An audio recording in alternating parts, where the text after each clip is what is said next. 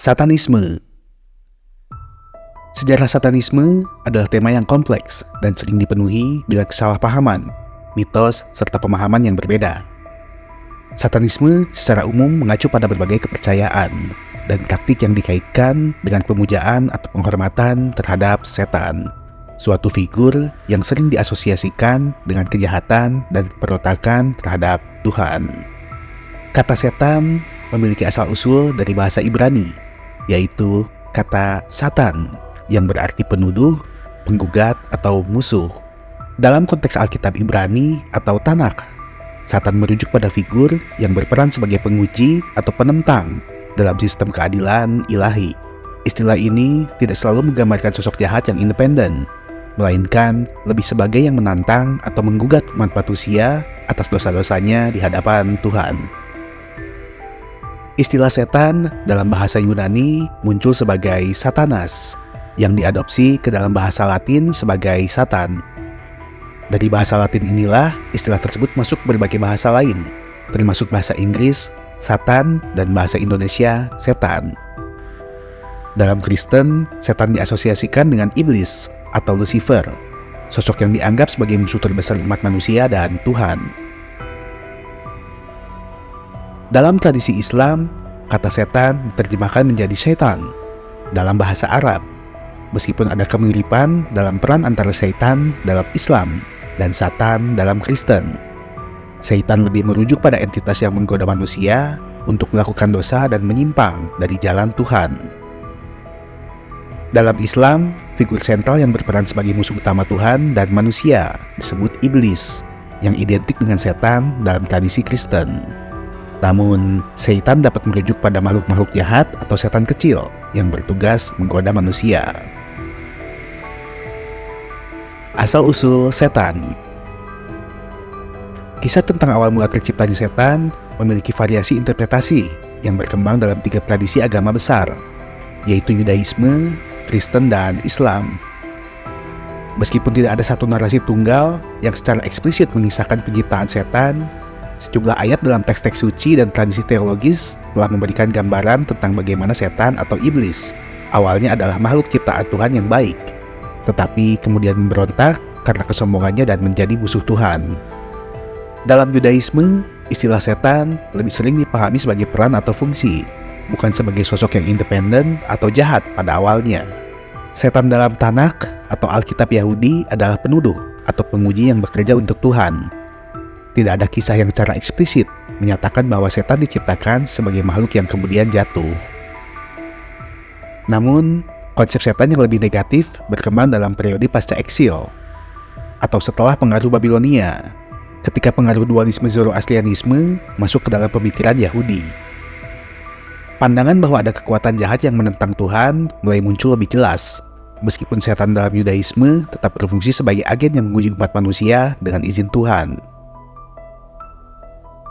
Dalam tradisi Kristen, kisah tentang asal mula setan berkembang dari beberapa ayat di Alkitab yang dihubungkan dengan kejatuhan malaikat yang memberontak. Setan dianggap sebagai salah satu malaikat yang mulia, tetapi karena kesombongannya dan hasrat untuk menjadi seperti Tuhan, ia memberontak dan kemudian diusir dari surga. Narasi ini juga dikaitkan dengan nama Lucifer, yang berasal dari bahasa Latin yang berarti pembawa cahaya, menggambarkan status setan sebelum kejatuhannya. Dalam Islam, setan dikenal sebagai iblis, yang awalnya adalah makhluk dari golongan jin. Sebagian pandangan menyebut malaikat dalam narasi tertentu yang taat kepada Tuhan. Kisah tentang kejatuhan iblis diceritakan dalam beberapa ayat Al-Quran yang menyebutkan bahwa iblis menolak untuk sujud kepada Nabi Adam alaihissalam ketika diperintahkan oleh Allah Subhanahu wa Ta'ala, karena kesombongannya dan anggapannya bahwa dirinya lebih mulia dari Adam karena diciptakan dari api, sedangkan Adam dari tanah. Beberapa ayat Al-Quran yang menceritakan tentang kejatuhan iblis adalah Surat Al-Baqarah ayat 34. Allah memerintahkan para malaikat dan iblis untuk sujud kepada Adam, tetapi iblis menolak karena merasa dirinya lebih tinggi dari Adam. Surat Al-A'raf ayat 11 hingga 18 menceritakan dialog antara Allah dan iblis setelah kejatuhannya. di mana iblis meminta izin untuk menggoda manusia sampai hari kiamat sebagai balasan atas kejatuhannya. Surat Sad ayat 71 hingga 85. Allah menjelaskan kepada para malaikat bahwa Dia akan menciptakan manusia dari tanah dan kemudian memerintahkan mereka sujud kepada Adam. Semua malaikat taat kecuali iblis yang merasa dirinya lebih mulia karena diciptakan dari api. Iblis dalam Islam diciptakan sebagai makhluk yang pada awalnya baik dan taat, tetapi karena kesombongannya menolak untuk sujud kepada Adam. Ia jatuh dalam ketidaktaatan. Sebagai hasilnya, Allah mengutuknya dan mengusirnya dari rahmatnya. Tetapi iblis diberi waktu sampai hari kiamat untuk menggoda manusia. Abad Pertengahan dan Renaissance. Pada abad Pertengahan dan Renaissance, Satanisme belum disebut sebagai gerakan yang terorganisir, tidak seperti yang kita pahami hari ini. Namun, konsep tentang setan dan penyembahan setan sangat kuat dalam imajinasi Kristen. Satanisme dalam periode ini lebih sering berupa tuduhan yang ditunjukkan kepada individu atau kelompok yang dianggap melakukan penyimpangan, sihir, atau ritual gelap. Pada masa ini, berbagai kelompok dan individu dituduh terlibat dalam penyembahan setan atau kegiatan yang diasosiasikan dengan kejahatan. Tuduhan ini seringkali digunakan oleh Gereja Katolik sebagai cara untuk menyingkirkan lawan-lawan politik atau keagamaan. Pada abad ke-14, Ordo Kesatria Templar, ordo militer religius yang sangat kuat dan kaya, dituduh oleh Raja Filipus IV dari Prancis melakukan penyembahan setan dan praktik-praktik bid'at. Tuduhan ini mencakup pemujaan berhala misterius seperti kepala Baphomet, serta terlibat dalam ritual-ritual yang dianggap menghina agama Kristen. Banyak dari para Templar dihukum mati atau disiksa, dan ordo ini akhirnya dibubarkan. Tuduhan tersebut sebagian besar didasarkan pada motif politik dan ekonomi. Tetapi, tuduhan penyembahan setan membantu melegitimasi tindakan keras terhadap ordo tersebut. Ada spekulasi bahwa nama Baphomet mungkin merupakan variasi dari nama Nabi Muhammad SAW. Karena pada masa itu, orang Eropa seringkali mengaitkan kaum Muslim dengan bid'at dan penyembahan berhala. Simbol Baphomet yang kita kenal sekarang pertama kali muncul dalam karya okultis Prancis bernama Eliphas Levi pada abad ke-19.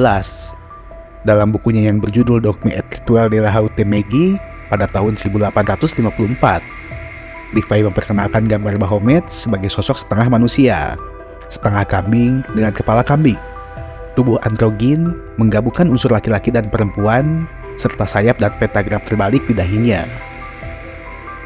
Gambar Levi ini adalah representasi Baphomet sebagai simbol alkimia dan keseimbangan antara kekuatan-kekuatan yang bertentangan, seperti kebaikan dan kejahatan, cahaya dan kegelapan, mikrokosmos dan makrokosmos, maskulin dan feminin.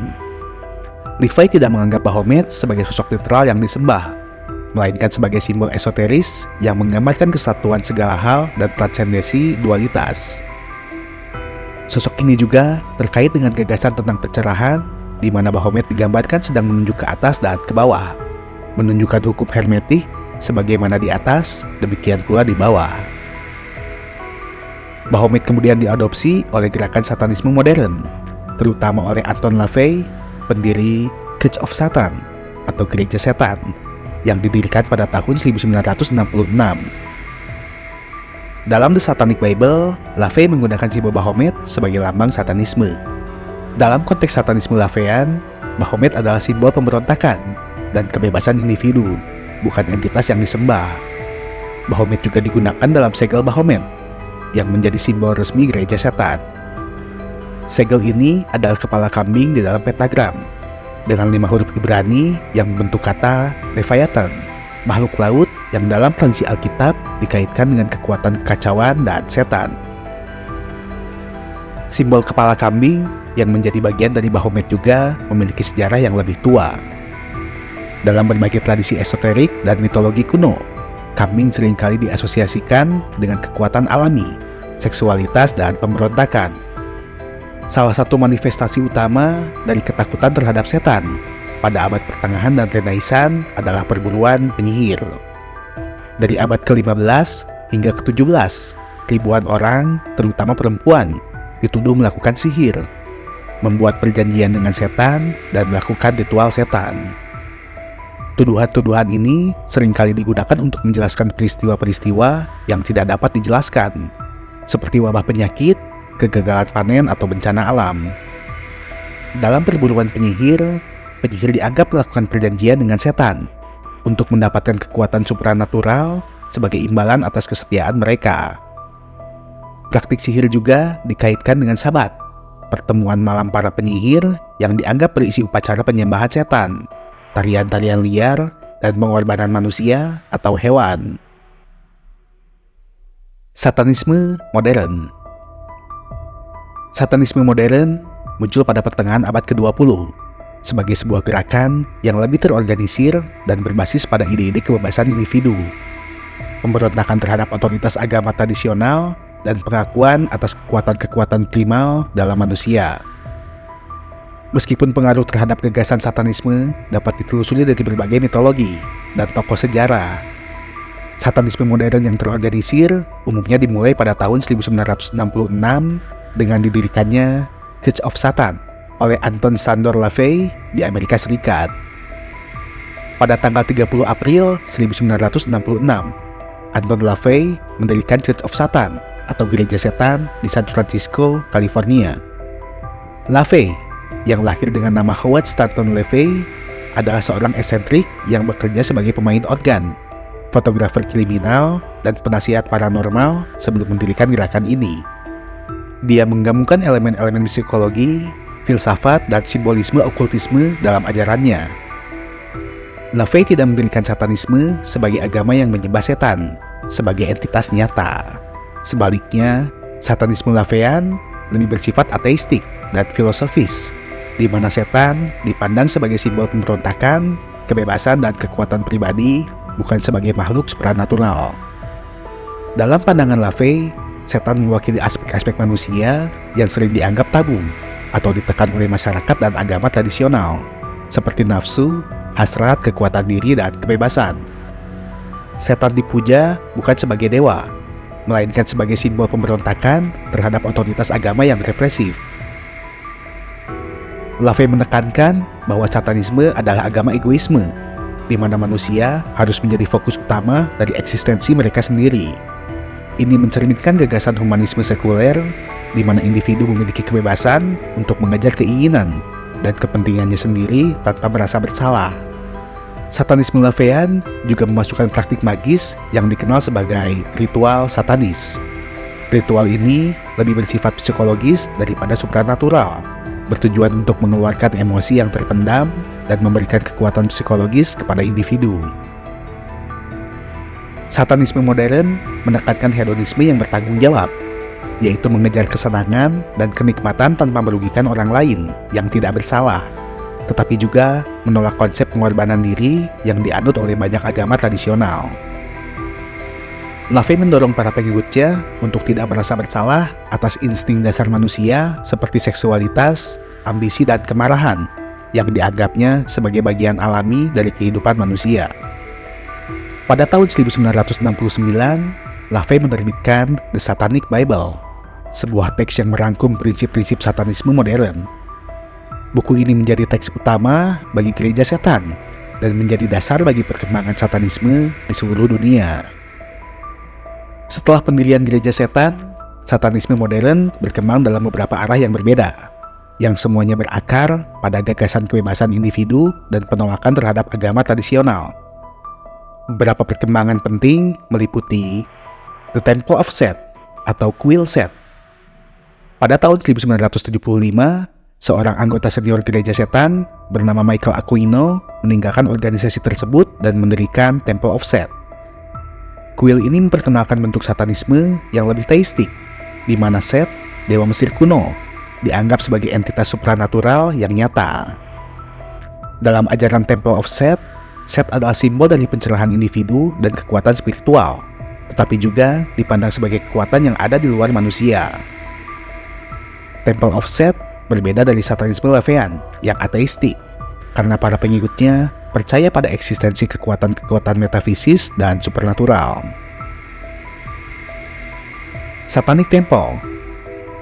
Pada tahun 2013, muncul The Satanic Temple, sebuah organisasi satanis modern yang lebih bersifat politis dan aktivis. The Satanic Temple berfokus pada isu-isu kebebasan sipil, hak asasi manusia, dan pemisahan antara agama dan negara. Meskipun menggunakan simbolisme satanis, The Satanic Temple tidak percaya pada keberadaan entitas supranatural. Bagi mereka, setan adalah simbol pemberontakan terhadap tirani dan otoritas yang represif, terutama dalam konteks politik dan sosial. The Satanic Temple telah terlibat dalam berbagai aktivitas politik, seperti memperjuangkan hak-hak reproduksi, kebebasan beragama, dan hak LGBTQ. Salah satu aksi mereka yang terkenal adalah mendirikan patung Baphomet di ruang publik sebagai protes terhadap penggunaan simbol agama dalam institusi pemerintahan. Pandangan Islam.